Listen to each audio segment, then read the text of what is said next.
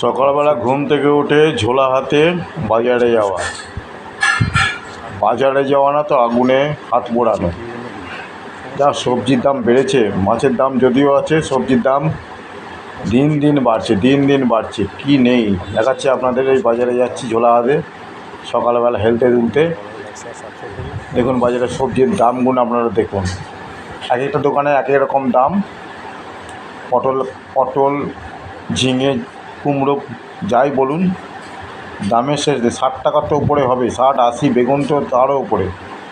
আপনার সামনে এগুলো তুলে ধরছি, বিচার করবেন দাম বেশি না কম। এবং চ্যানেলটা ভালো লাগলে লাইক, শেয়ার, সাবস্ক্রাইব করবেন। দামের কোনো নিয়ন্ত্রণ নেই, যে যা পারছে নিচ্ছে। এই চলে এসেছি নীলাচল বাজারের দোকানে। দেখুন চিচিঙ্গা 520 টাকা, ঢেঁড়স 530 টাকা, শসা 40 টাকা, আর কাঁকরোল ছেড়ে দাও দামটা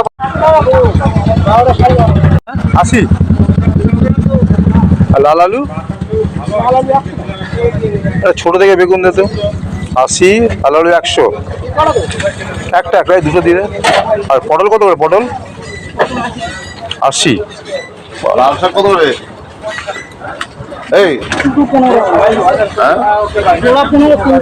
আর একটা লাল আলু দিয়ে দে। ফুলকপি কত? 30 টাকা। কত হলো?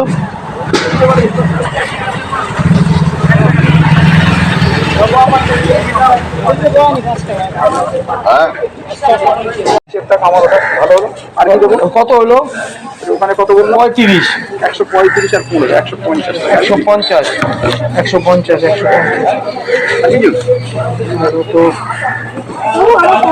লাউ কত? লাউ একটা, লাউ 30। ঝিঙে কত করবো? ঝিঙে কত করবো? ঝিঙে হ্যাঁ ঝিঙে নেবো না আমি। হ্যাঁ ঝিঙে নেবো না, ফালতু হয়েছে। না আমি নেবো না, পয়সা নেই আমার, বিশাল পয়সা। হ্যাঁ ঝিঙে নেবো না আমি।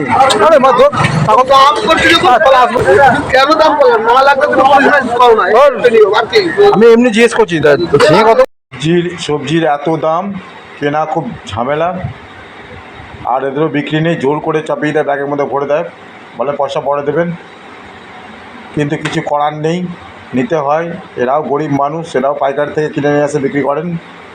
এদের হাতে নিয়ন্ত্রণ নেই। নিয়ন্ত্রণ যারা করছেন তাদেরকে দেখা দরকার। এত দাম হলে মানুষ খাবে কি? চ্যানেলটা ভালো লাগলে সাবস্ক্রাইব করে দেবেন। ধন্যবাদ, ভালো থাকবেন, সুস্থ থাকবেন।